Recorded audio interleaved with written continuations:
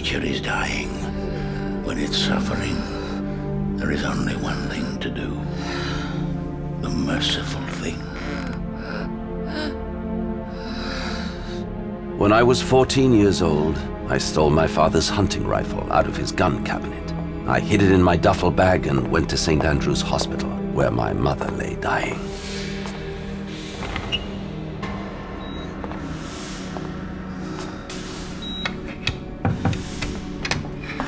She was asleep. I still remember her as a beautiful and vivacious woman, with flowing auburn hair, not the skinny, bald creature I saw in front of me. The cancer had taken everything from her. I sat the duffel bag down on the floor and opened the zipper. The metal shaft of the rifle felt cold in my hands. The gun was too big for me. I had trouble holding it properly. I pressed the butt against my shoulder. I aimed the rifle at her head. Her eyes were closed. My father's words were still ringing in my ears. Aim true. That's what he used to say to me when we went hunting together. Johnny, what are you doing? Don't do it. Please, Johnny. I love you. Please, Johnny, not like this. I love you, Johnny. Put it down. My baby, please. Hush, little baby, don't say a word. I simply stood there like a statue. The 450 aimed at my mother's forehead, and her eyes burning into my soul.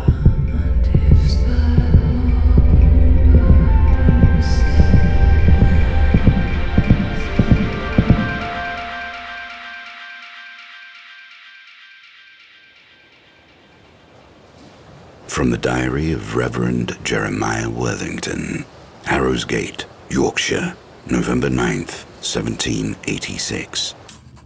Last night, we killed Simona Grace.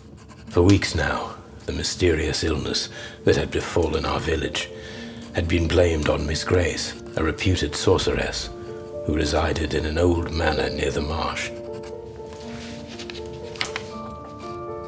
Yesterday, the illness, if we can call it such, had claimed one more innocent, little Sam Baker, a babe of mere 2 years of age. His pitiful body was found in the woods. His throat had been ripped out, poor child. No longer could we tolerate these assaults. I gathered a few men and we armed ourselves. Then we set out across the moor. When we approached, it was after nightfall.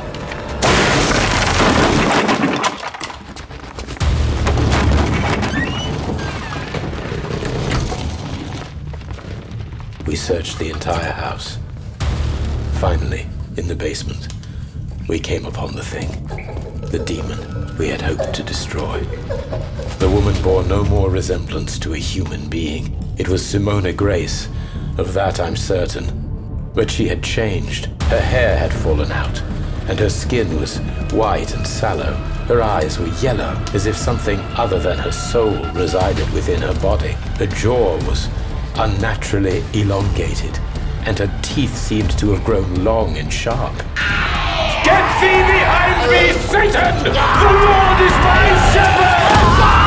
I am saddened to report that we lost some of our finest, but we finally managed to subdue the screaming, writhing creature. He leads me unto green pastures!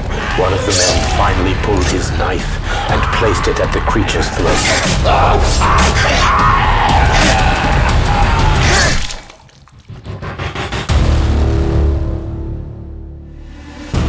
There is a darkness that is more than an absence of light. It's a living thing. It takes you completely. My name is John Sinclair. I work for Scotland Yard, Special Division.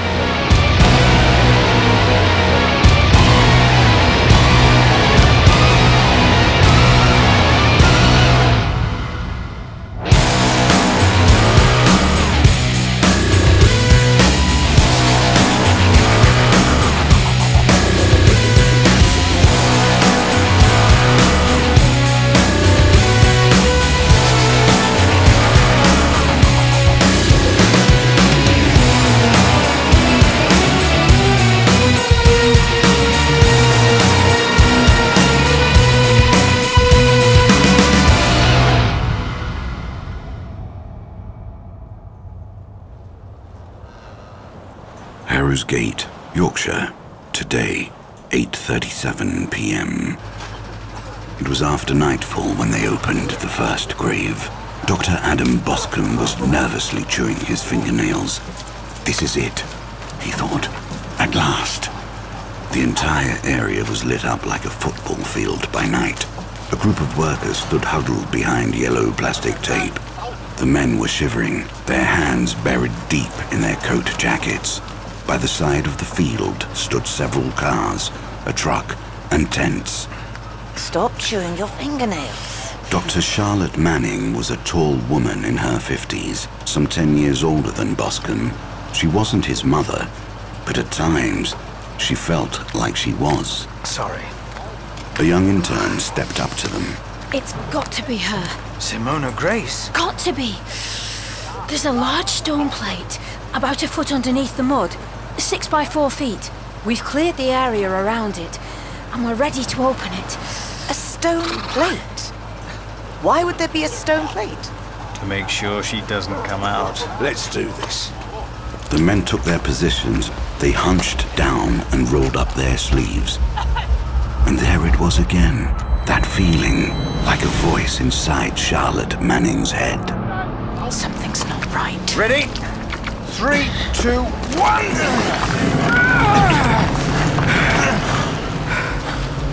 There! It's open. The men gave one more push. And then, the stone plate moved. Manning stepped up to Boscombe and looked down. She saw a small, old, yellow skeleton.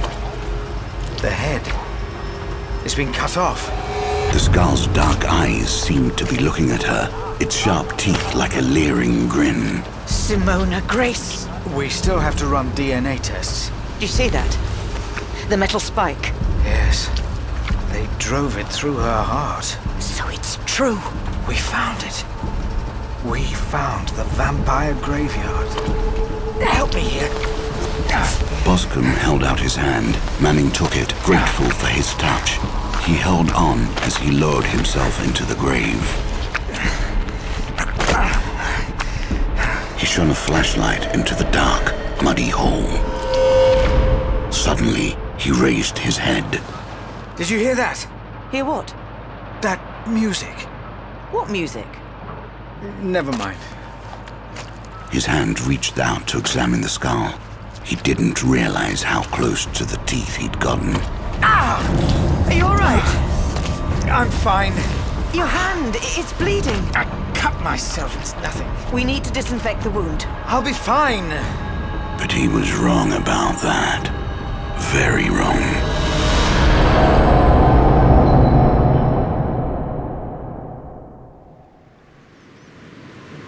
Lambeth, London, 9:07 p.m. The man was strapped to a chair and tied down with duct tape. Winnie had stuffed a dirty, oil-covered rag in his mouth to muffle the screams. Oh yes, there would be screams. Look at him, all sweating like. He's afraid he is. Fear will do funny things to a man. Not funny, you understand? Funny, strange. Emily was a young, skinny woman in her 20s, although you wouldn't know it just by looking at her. She looked older than her years. Her face was already showing the signs of too much alcohol, too many methamphetamines. She had red hair and pale skin, her foundation covering a minor acne outbreak. Winnie Bliss was a beefy man, a former North London heavyweight contender who could have been a champion if it hadn't been for his unfortunate drug habit that got him disqualified. So, he had taken his talents elsewhere. You ready, mate? The man in the chair was pale and shivering. He was sitting in the middle of the garage. No one was around for miles. You don't mind, do you? Mind what? Me watching. You don't mind. It's all right. Teddy bear. Yeah? Please make it last. Anything, baby cakes. Winnie started to warm himself up. He did a few boxing moves, a few feints and punches, dancing from left to right as he did so. He could feel the blood rushing to his head. Then he removed the man's gag. Any last words, mate? Oh, God, please. Don't beg! You sound like a little girl. Don't hurt me. Well, it's your own choice, isn't it? You could have paid up, couldn't you, mate? I don't have it. But I have an idea. Please, you don't have to do this. I do.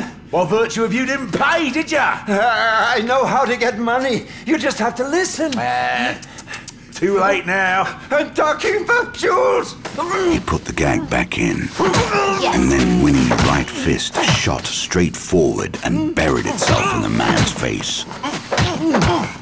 Oh, yes! Give it to him! There was no stopping him now. Winnie, reliving his final fateful match, rained punishment on Wilbur Abernathy of Beltrain and Fitch Security. Winnie wasn't to his mind in the garage anymore. He was back in the ring. And then he heard the bell, and he went in for another round, his feet dancing nimbly on the canvas. Terry the Tornado was in front of him, and Winnie gave him a good left uppercut, right under the chin, knocking him off his feet. The crowd went wild. Winnie saw lights flashing in his head. He heard cheering, and then he raised his arms and basked in his glory. Wilbur Abernathy's nose was bleeding, and most likely broken. Then Winnie came out of it. He blinked a few times and looked around. This is what you get! What you get! The man was trying to say something. Winnie took the gag out. Jewels! Hundreds of thousands of pounds of jewels! Shut up! Wait a minute. What jewels?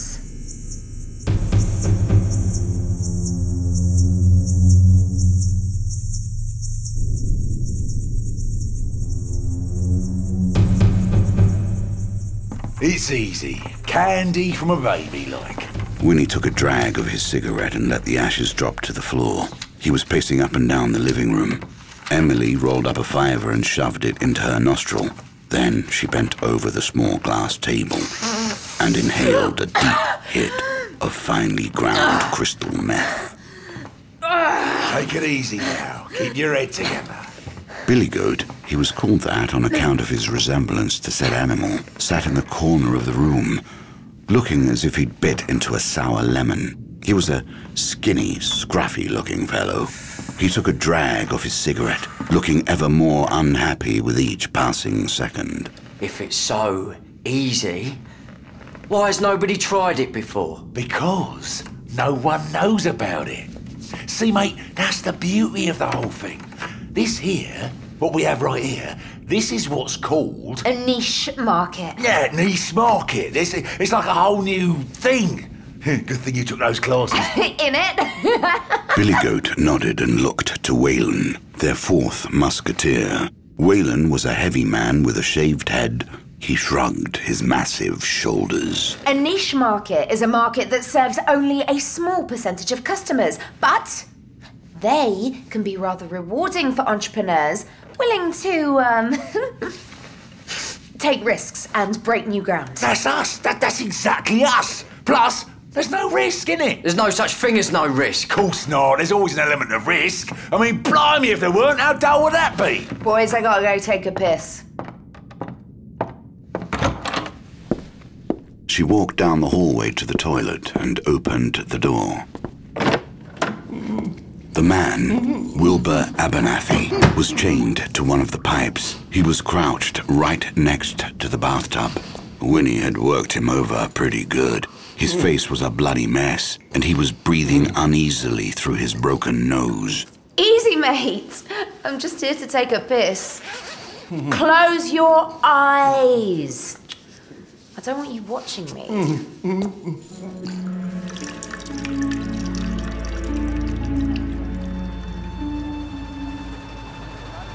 Harrow's Gate, Yorkshire, 11:29 p.m.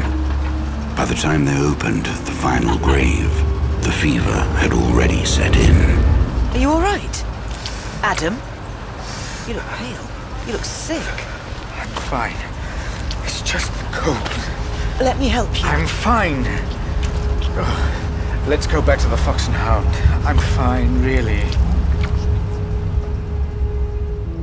They drove slowly and carefully down the muddy road. The moon was bright in the night sky.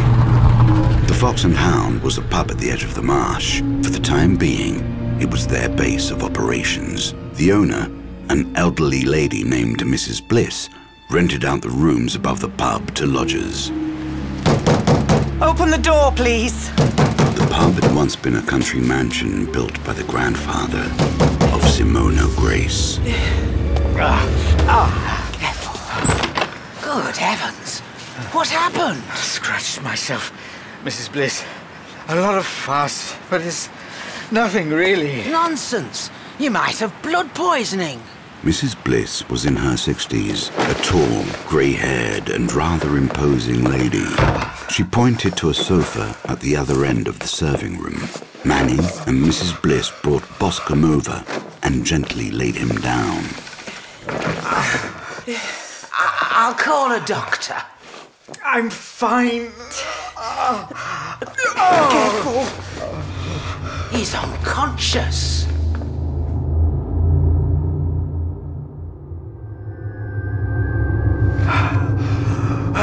When he opened his eyes, he found himself lying on the sofa, downstairs in the pub. He was alone. The pub didn't look like it used to. The room seemed smaller somehow. The furniture looked old. The windows were covered with heavy drapes. Boscombe felt no pain. His fever had gone. He got up from the sofa and found that he could walk, that his strength had fully returned. He felt wonderful, in fact. He felt alive. The music was coming from the room next door. Quite suddenly, he was afraid. He took another step. Then he was at the door. He reached out with his right hand. His fingers were shaking slightly. They brushed against the wooden door and gently pushed.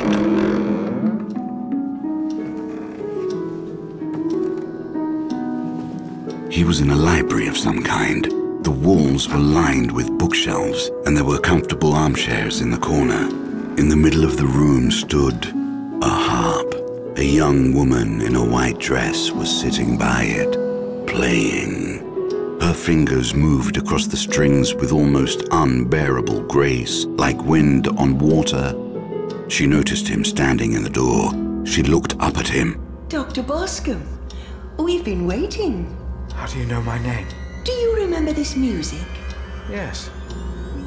I heard it in the... Oh my God. Some people believe it's an omen. Anyone who hears it will die. Silly, isn't it?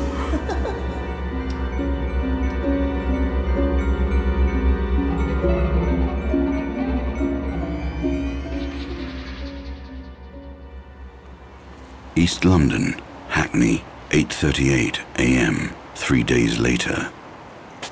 Winnie could feel the gun in his back pocket. It was a cold and overcast day. He stood by the side of Andrews Road, smoking a cigarette. He took a deep breath and looked at his watch. 2 more minutes. Billy Goat sat in a beaten-up old Vauxhall across the street from Winnie. The plan was simple. The security guard had told them that every Monday morning an armored truck came by delivering jewels to a store near the Broadway Market Alley.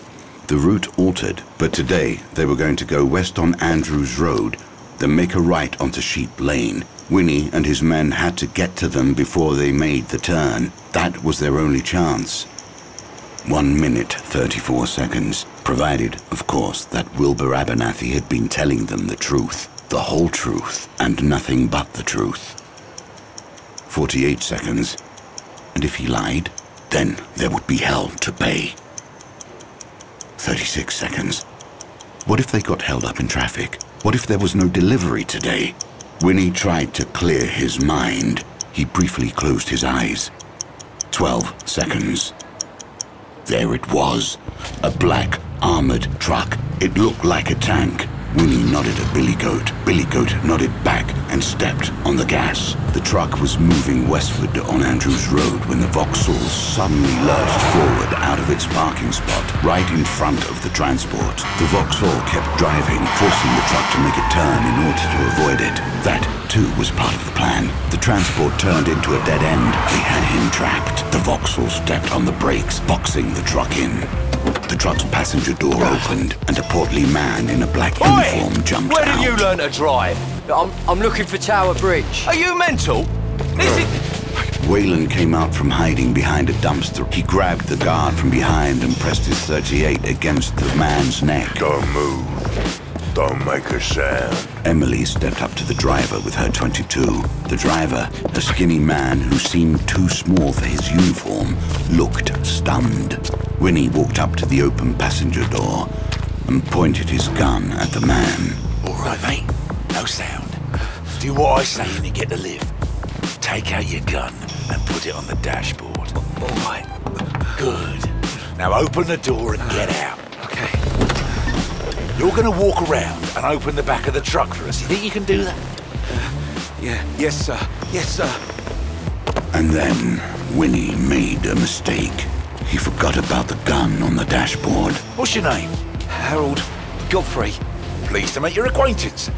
Now open the door, Harold. I don't like shooting people after I've been introduced to them. I'll do it though, so don't get cute with me. Yes, sir. The jewels are in there. Lie down. Face down. Stretch out your hands. Winnie jumped into the truck and reached for the first box. He handed it to Wayland, who passed it off to Emily, who then gave it to Billy Goat, who then threw it onto the back seat of the Vauxhall. They worked like that for 20 or 30 seconds, until the last metal box was cleared out and safely stowed in their car. Let's go! Stop!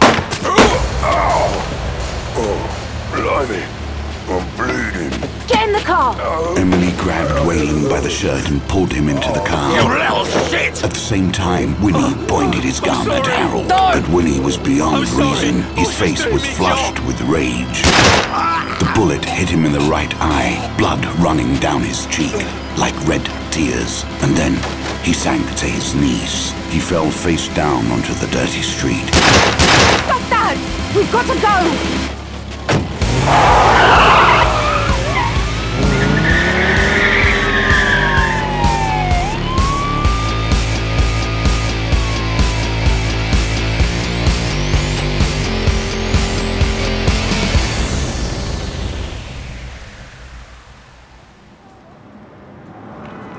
London, New Scotland Yard, 9:33 a.m. Come in. Sinclair, you're late. The city was shut down. Something about a robbery. Police are out in force. Except you. Did you miss me? Or is there a reason why you sent for me? No need to sit down. We're leaving. Oh, we are? Well, don't forget your hat. I never would. A gentleman without a hat is no kind of gentleman at all. We went downstairs to the garage. The attendant brought Sir James's car, a sleek black 1969 Jaguar E-Type. The attendant held the door open, and I got in. Sir James squeezed in behind the wheel. Are you comfortable? Like a baby in his crib. Where are we going? The loony bin. We're headed to the old St. James Infirmary in Battersea. And here I thought you were going to buy me a hat. You could buy your own hat. See if I care. Why St. James? I'd like to talk to one of their patients, Dr. Charlotte Manning. Who is she? Do you know what a bioarchaeologist does? They focus on the archaeology of biological remains, bones and skulls and such. She and her colleague, Dr. Adam Boscombe, were looking for a vampire graveyard. A what? A vampire graveyard. They're not uncommon in Eastern Europe. It's where they used to bury people suspected of being vampires. They usually cut their heads off and drove a stake through their hearts. In Poland, Bulgaria, ghastly places like that. This is England. Surely we didn't. Oh, yes, we did. And Dr. Manning found it. The only known vampire graveyard in England. It's in Yorkshire. Of course it is.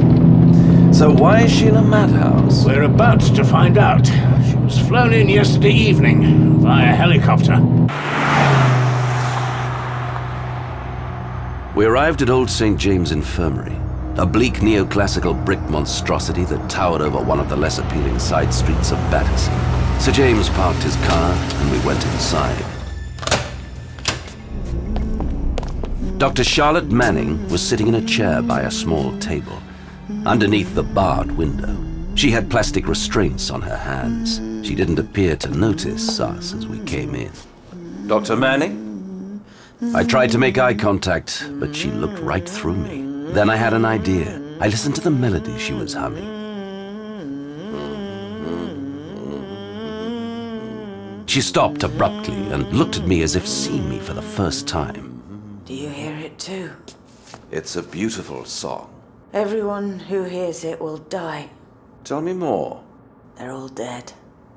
Adam, Mary, even Fred, the foreman. They're all dead. They all heard it. Has anyone contacted the other members of her group? No, they were last seen at a pub, the Fox and Hound. A pub? It's where they're staying out in Yorkshire. We've been looking for the grave of a woman named Simona Grace, who was executed in 1786. Executed for what? Witchcraft. I told the local constabulary to stay away from the pub for the time being. Isn't that a breach of protocol? I felt it best if you took over the case. Why? Suppose for a moment she's not mad. If she's right, I would have been risking the officers' lives. So you decided to risk mine instead? I have faith in you. Sir James and I spent about an hour talking to Dr. Manning. Then we returned to his office. It was an odd story. She had been completely sane until last night. Then Boscombe and Manning opened the grave of Simona Grace. And less than 72 hours later, Manning was brought to the infirmary. Yes, it was beginning to sound like a case for special division. All ready? Yes, sir. Your case file, don't forget. Never. Sir James got up and went to his cabinet. He took out a key and unlocked it. It reminded me of my father's gun cabinet. I quickly, involuntarily, shook my head. It wasn't something I liked to be reminded of. Sir James opened the cabinet and took out a small silver briefcase with a keypad attached to the top. He handed me the case. It was heavier than I thought it would be. The code is 1786. The year Simona Grace was killed. I thought it would be easy to remember. Inside were 2 hand grenades and several small white plastic packages. What's all this? Isn't it obvious? These are MK3A2 concussion grenades. They have a kill radius of about 6 feet. I like the sound of that. I picked up one of the plastic packages and examined it. That is C4. Plastic explosives? These are not for fun. Each package has a radius of about 20 feet. And the detonator. Make sure you're out of harm's way. It's the green button on the left. Why the arsenal? After your encounter with Lady Laduga, I realized we needed to fight fire with fire from now on. Some fire. Do you still have the crucifix your friend gave you? Connolly? Of course. Good. And be careful. What are you waiting for? There are monsters to kill. I left immediately. Traffic was much better than it had been that morning. The BBC said something about a robbery. An armored truck had been lured into a dead-end street. The robbers had killed the driver and escaped with several safe deposit boxes. I turned the radio off. I turned onto the M1, heading towards Leeds. I made the journey in just under 4 hours. By the time I arrived at Harrow's Gate, it was already getting dark. I parked in front of the local constabulary and went inside.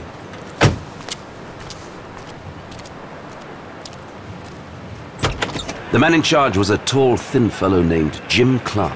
He and his men were sitting huddled around a desk, watching a quiz show on a small television. Can I help you? I'm DCI Sinclair. Are you Constable Clark? I am indeed. You're the man from Special Division? Yes. Let's talk in my office.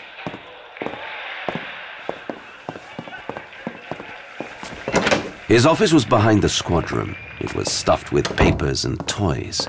I picked up a teddy bear from the seat across his desk. Cute bear. We're having a toy drive, you know, for the kids. I see. This is highly irregular. We don't appreciate you boys from London telling us what to do and what not to do. Ever heard of a chain of command? Ever heard of securing a crime scene? We should have been out there last night looking into this. What's his name? What? The bear. What's his name? Are you making fun of me? Of course not. He's just so cute. If you had gone out there, there's a chance you might not be alive right now. The same goes for your men. We don't know what's there. And what do you think this is? Vampires, of course. Harrowsgate, Yorkshire, 9:28 p.m. Needless to say, Clark didn't believe me. I didn't mind. It had taken me quite a while to accept it myself. When I first encountered Dr. Orgoff and his army of the undead, I thought that I was hallucinating. It wasn't until my run-in with Lady Laduga, a 400-year-old vampire queen, that I finally became a believer. My nightmares had got steadily worse. My sessions with Dr. Sawyer did nothing to alleviate my fears. But there was no more denying it. The darkness I had touched was real. And whatever it was that was lurking out there in the night, it made me rather jumpy. It took me about half an hour to find this so-called vampire graveyard. The sun was long gone, and the darkness out there was nearly total. The moon was a thin, pale sickle in the sky, and I could see the stars above. It was cold and windy. The night air nipped at my skin. I put on a trench coat and flicked on the flashlight as I walked towards the dig site. It was cordoned off by police tape. I lifted the tape and entered. I saw holes in the ground in front of me, covered by clear plastic tarps. Hello? Hello? There was no response. I carefully walked around the site, casting the beam of my flashlight this way and that. I saw nothing unusual. No signs of a struggle, nothing. I looked inside one of the 2 tents that had been pitched, but I saw only a few tables and chairs. Then I walked to the first grave. I shone my flashlight at the plastic tarp, but I couldn't make out what was under it. I carefully lowered myself down into the grave. I lifted the tarp. I saw a yellowed skeleton, its bones barely visible in the earth. Still, I had an odd feeling. Something was wrong here. Very wrong. It was time to visit the Fox and Hound.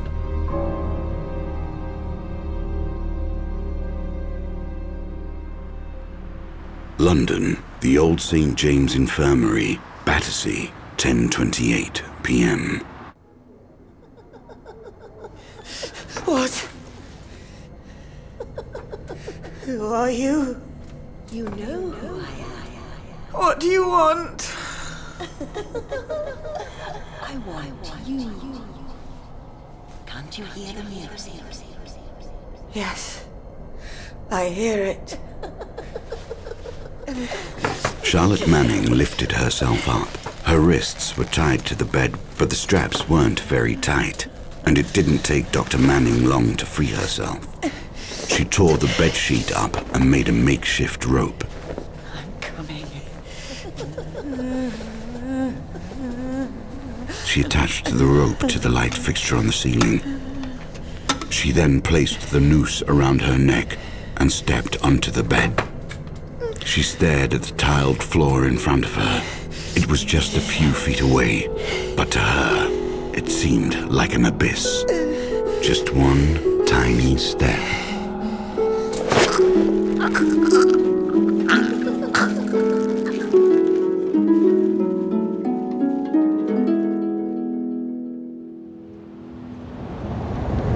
Harrowsgate, Yorkshire, the Fox and Hound. Hello, anyone here? I reached the door and pushed it open. It wasn't locked. I entered the pub and found myself in the middle of an empty serving room. I shone my flashlight around and the furniture was overturned. There were traces of blood on the hardwood floors. I decided to follow the trail. I got up again and slowly walked through the room, shining my flashlight at the floor. I went into the kitchen and saw that the streaks of blood continued across the white tiles. I grabbed a knife from one of the tables and straightened myself. I could feel my pulse quickening. I stood very still, straining to listen. It came from a door to the outside, at the other end of the room. It was half open and swaying slightly in the wind. I pushed the door open further and looked outside. In the pale light of the moon, I could make out a vegetable garden and a shed at the other end, perhaps 50 feet from me. I looked down and saw the blood. I turned my flashlight around and saw that there were bed sheets hung out to dry, twisting in the wind like flags. The sheets, too, had tiny specks on them, tiny stains of dark red. I took a deep breath and carefully walked towards the garden shed. I could feel the palms of my hands getting clammy, despite the cold air. Finally, I stood in front of the shed. Then I reached out with my left hand and pushed the door open. To this day, I will never forget what I saw in there.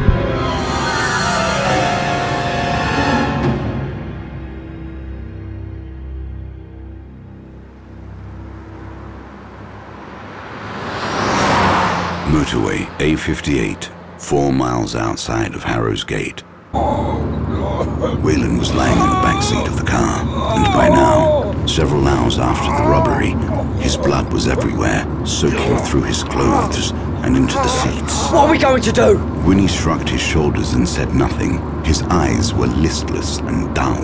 They had miraculously managed to get out of London, mainly by avoiding the larger roads. It's bad for morale. What is? This. Him crying like that, it's upsetting. Maybe we should take him to hospital. Just drop him, then drive off. But how stupid are you? A hospital? Do you know what's going to happen at the hospital? They're going to ask him questions. Who are you? Who shot you in the gut? Oh, these friends of yours, where are they? What are their names? All right, I'm sorry. Hospital. I won't talk. Please. See? Promise. He won't talk. We drop him off, he'll keep his mouth shut. Problem solved. You think it's that easy? Just like that? We just drop him off, they fix him up, maybe ask 1 or 2 polite questions, and he says, sorry, mate, I'd rather not. And they say, all right, then never mind, sorry we asked. You think it's that easy? The doctors are going to call the fuzz, and the fuzz are going to charge him. And then he'll have to ask himself, am I really going to do 20 years all by myself? Or should I open my mouth and sing like a little birdie, spread the joy around? Which way do you think he's gonna lean? All right. We could kill him. What did you say? Yeah. It'd be a mercy killing, wouldn't it? Quick like, better than going like this, all going. You listen to me. This man, Wayland, when he was just a lad, 6 years old, if that, he saw me in the playground. You know what I was doing when he saw me?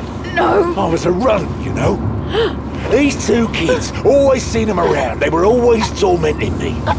That day, they caught up with me, and they were working me over good. Me nose, me broken nose. I didn't get that in the ring. I got it when I was a kid. Please. And little Wayland came up from behind him. 6 years old, little kid. And you know what? He knocked one of them out cold with a brick. The other one took off running. He saved me. Known him since I was just a kid, so don't you ever say anything like that again. We clear? Yes. How you doing back there? Fine. Right, this is what we're gonna do. My mum lives close by, runs a pub round here. We can stay at her place until things cool down. We're gonna find a doctor for Wayland there, and he'll take care of him. And he won't blab either if he knows what's good for him. All right. Yeah. All right. Harrow's Gate, Yorkshire, the Fox and Hound, 10:52 p.m. The inside of the shed was nearly pitch black. A woman was hanging by her feet from the roof of the shed, her head down. Her arms had been torn off at the elbows, and she was bleeding out. Crouching in the shed were 3 creatures. At first glance, they appeared almost human, but they weren't. Not anymore. They were deathly pale. They were feeding wildly, frantically. Two of them were sucking on the bloody stumps, their snake-like tongues flicking out to lick the blood off the bone and sinew. The third creature was crouched in the far corner, chewing on one of the severed arms, its teeth tearing out strands of meat like a dog gnawing on a bone. Help me! I'll get you out of here. That's when they saw me. In the name of the Father, the Son, and the Holy Spirit.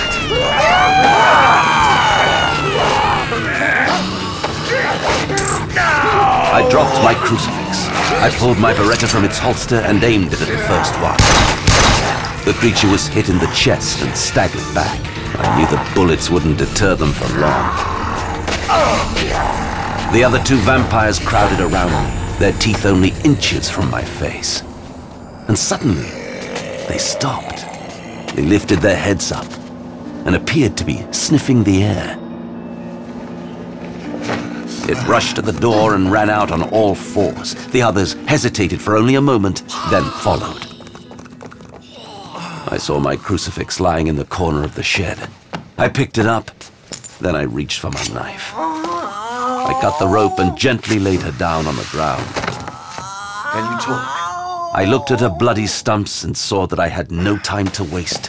She was close to death. I took off my belt and wrapped it tightly around her left stump. Then I undid my tie and did the same on the other arm. That stopped the bleeding, at least somewhat. I knew that I needed to cauterize the wound, but there was no time. I decided to get her to my car. Can you walk? I lifted her arm, what was left of it, around my shoulder and dragged her out of the shed, holding out the crucifix with my hand. It felt good to breathe fresh air again. I moved around the pub, supporting the woman as best I could. The three vampires were crouched outside a car, a beaten-up old Vauxhall. The window now had a crack. The others saw what was happening and continued the attack. I carried the woman towards my Bentley. I gently lowered her inside. I'll be right back. Her eyes found mine, and I could see the fear in them. I won't let them hurt you. I reached in the back and pulled out the metal suitcase. 6. I took out the 2 grenades, stuffing one of them in my jacket pocket and holding the other one in my left hand. Then I stood up. Keep the door shut. The creatures turned to look at me. One of them slowly opened its massive jaw, and I could see its saliva glistening in the moonlight. Then it came towards me. In the name of the Father! I pressed my cross against its forehead. I could smell its flesh burning. I reached for its tattered clothes and found a pocket. I stuffed the grenade in and pulled the pin out. A rain of blood and flesh came down on me. I was engulfed by smoke. Suddenly, the Vauxhall's door opened, and a beefy, heavy-set man in his 30s came out. He had a gun in his hand.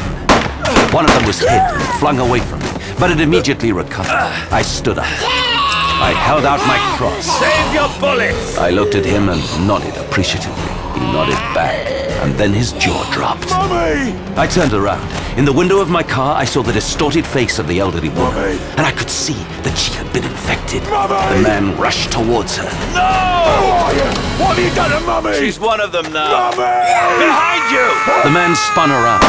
He hit one of the vampires in the chest, throwing it back a few feet. What are these things? Vampires! The creature was almost upright when someone kicked the thing in the head. I turned to look and saw a woman standing there. She wore a miniskirt, torn fishnet stockings, combat boots, and a fake fur coat. Get away from him, you freak! I turned to look, and I saw what used to be the old woman crawling out of the car. Holy God, Mummy! That's not your mummy. Not anymore. The man was stumbling towards the thing that had once been his mother, his arms stretched out, his face wet with tears. Suddenly, I heard a sound coming from the Vauxhall. There was a man lying on the back seat. He was covered in blood. And on top of him was the second vampire, feeding. The creature was frantically tearing at his throat with its teeth until a stray of blood shot from his artery, painting the interior of the car red. Another man, a tall, skinny lad, in a leather jacket, came running from the car. He was headed towards the Fox and Hound. He had the right idea. Get inside! Come on, Winnie! Billy! Larson! I looked over my shoulder and saw the grotesque, armless creature crawling towards us. The other two vampires were feeding on the flinching carcass of the man in the back seat. Open up! Billy Goat, it's me! The skinny man, Billy Goat, peeked out, nervous. Winnie didn't hesitate. He pushed his considerable bulk in, crashing the door wide open.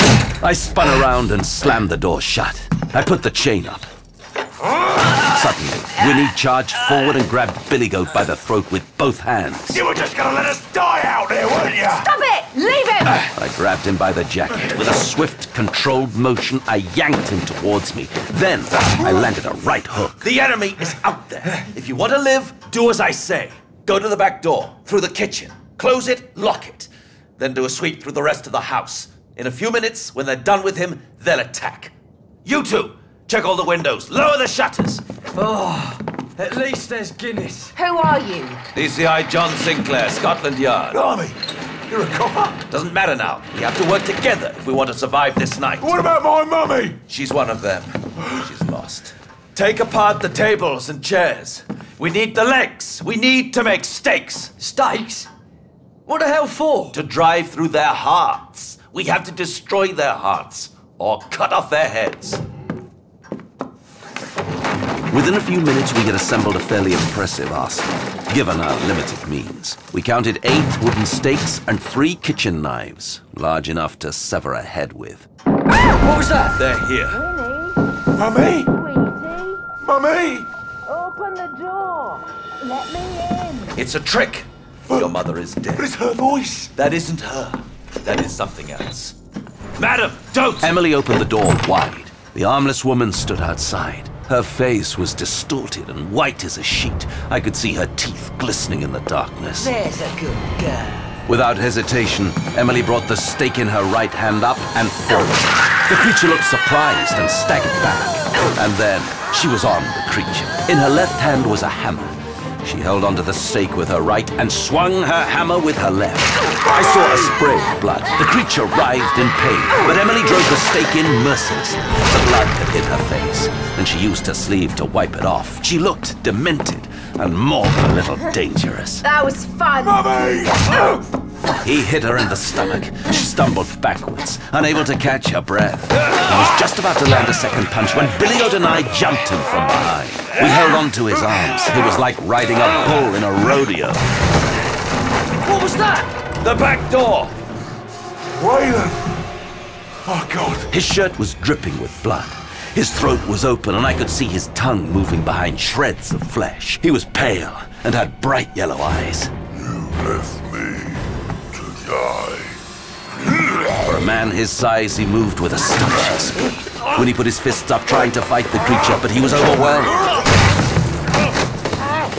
His jaw extended, his teeth seemed to grow, and then he tore into Jim's throat. I grabbed a kitchen knife and came up behind Waylon. Then I reached down, grabbed Waylon by the hair, and pulled his head up. I brought the knife to his throat and drew it across. I cut deep and true. You all right? Never been better. The young woman pulled a gun, knelt on the ground, and pressed it against his temple. I love you, Teddy Bear. A fine mist of blood and brain tissue spread over the wallpaper. What? Nothing. What's this now? He went to the door and looked out of the peephole. And that's when it happened. The old Vauxhall came crashing through. The door gave in, burying poor Billy Goat underneath it. The car tore down parts of the front wall, and I saw bricks collapsing all around us. One of the 2 remaining vampires slunk out from behind the steering wheel. Its skull-like face was leering at us. I reached into my left pocket and pulled out the last grenade. Fire in the hole!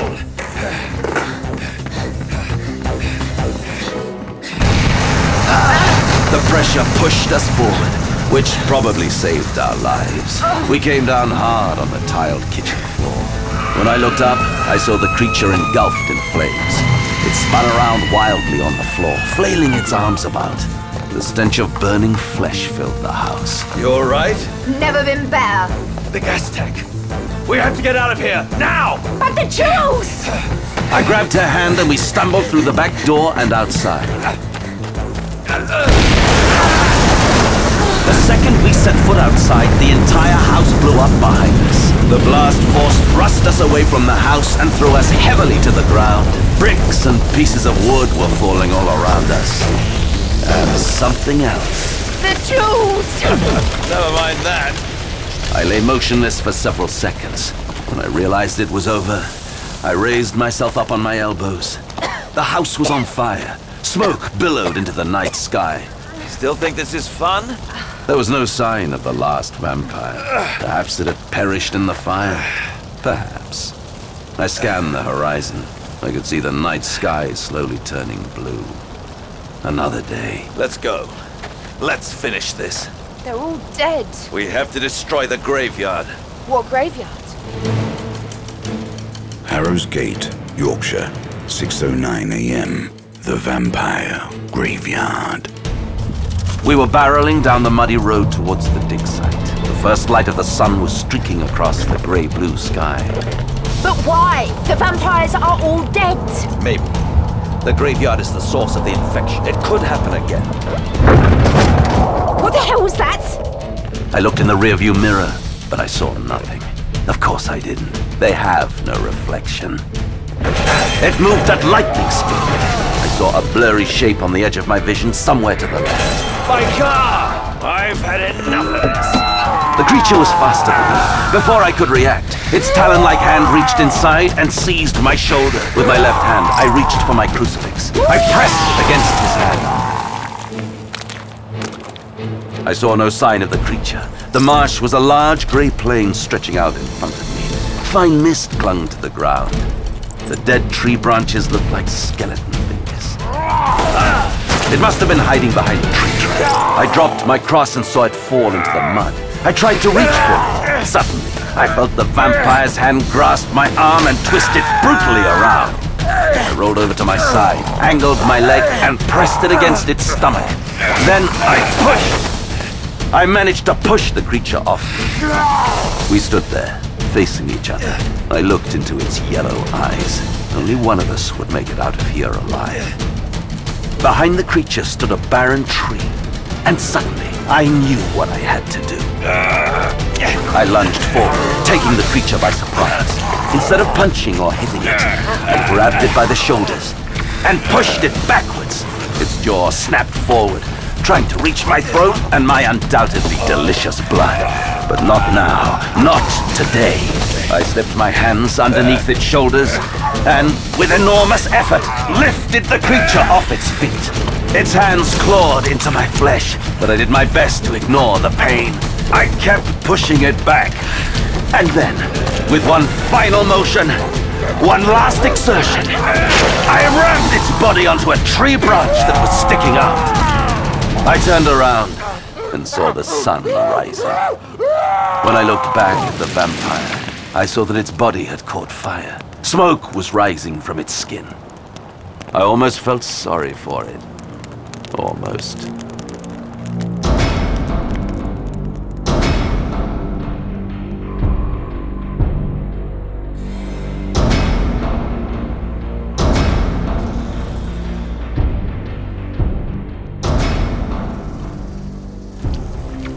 Hurry up, will you? I want to get out of here. Almost done. Relax. We were at the vampire graveyard.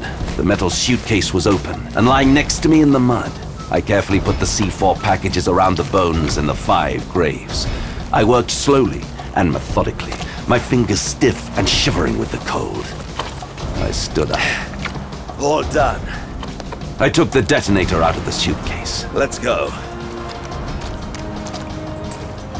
We walked several hundred feet until we found a small rise. We crouched behind the rise to shield ourselves. Ready? Oh, get it over with already.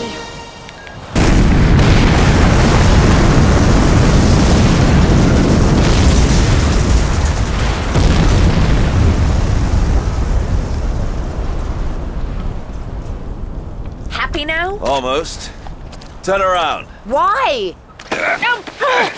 What are you doing? I reached into my jacket pocket and pulled out a pair of handcuffs. What is this? You're under arrest.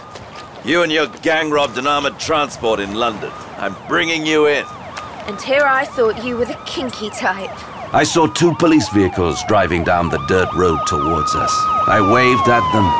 They slowly came into focus. Constable, good morning. John Sinclair, you're under arrest. Serves you right!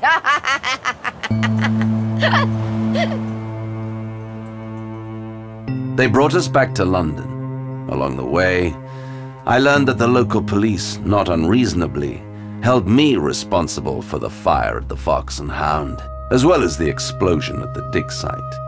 Emily was brought to New Scotland Yard. Then, the car drove me down to Battersea, to the old St. James Infirmary.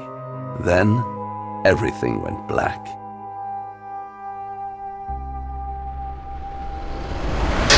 When I came to, I was strapped to an examination table in a white-tiled doctor's office. Next to me sat a man in a white lab coat. I recognized him at once. Dr. Sawyer? You have been a very bad boy. What are you talking about? It says here that you set fire to a pub and that you used explosives to destroy an archaeological site in Yorkshire. I had to. And why is that? I was... There are demons out there. I think you may be suffering from delusions. No, please. You have to listen to me. These are electrodes. In this day and age, electroshock therapy has fallen largely out of favor. But we like to do things our own way down here. I'm not mad.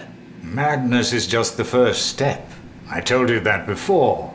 This is all part of a process. What are you doing to me?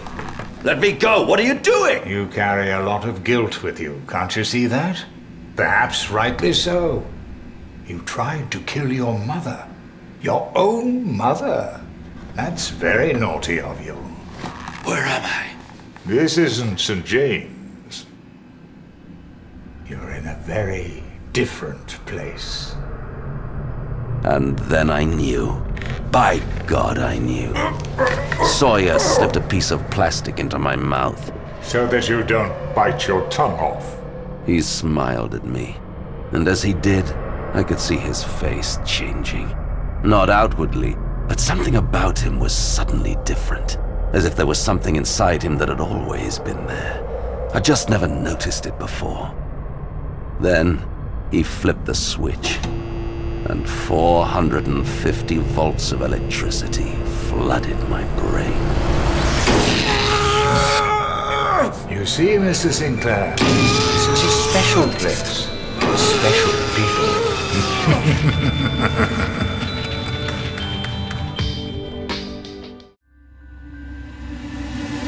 John Sinclair Demon Hunter, Episode 6, The Vampire Graveyard. Audio movie by Gabriel Conroy, based on the original novel by Jason Dark. John Sinclair was played by Andrew Wincott. The narrator was Anthony Scordi. Sir James Powell was played by David Rintoul, Dr. Sawyer by Peter Marinka, Winnie was Dan Marsh, and Emily was played by Alex Wilton-Regan. Billy Goat was played by Daniel Kendrick, Jeremiah Worthington by Kerry Shale, Dr. Adam Boscombe was played by Glenn McCready, and Dr. Charlotte Manning by Rachel Atkins. Constable Jim Clark by Nico Lennon, Simona Grace by Nicolette Mackenzie, and Mrs. Bliss by Carol Ann Lyne. Wilbur Abernathy was played by Bill Roberts, Mrs. Sinclair by Charlotte Moore, Horace Sinclair by Terry Wilton, and Mary by Emma Tate. Waylon was played by Toby Longworth, Fred by Tim Bentinck, and Harold Godfrey by Adam Longworth. This audio movie was recorded from February to August 2015 at OMUK Studios London and the Compound Studio Granada Hills, California. The recording engineers were Juan Manuel Delfin in London and Lucas Fackler in Los Angeles. The voice director was Douglas Welbat. Creative director was Patrick Simon, the casting consultant was Victoria Prentice, and the executive producer was Mark Zieper. Post-production took place at Ear to Brain Productions. This is a Bastei Entertainment production for 2015.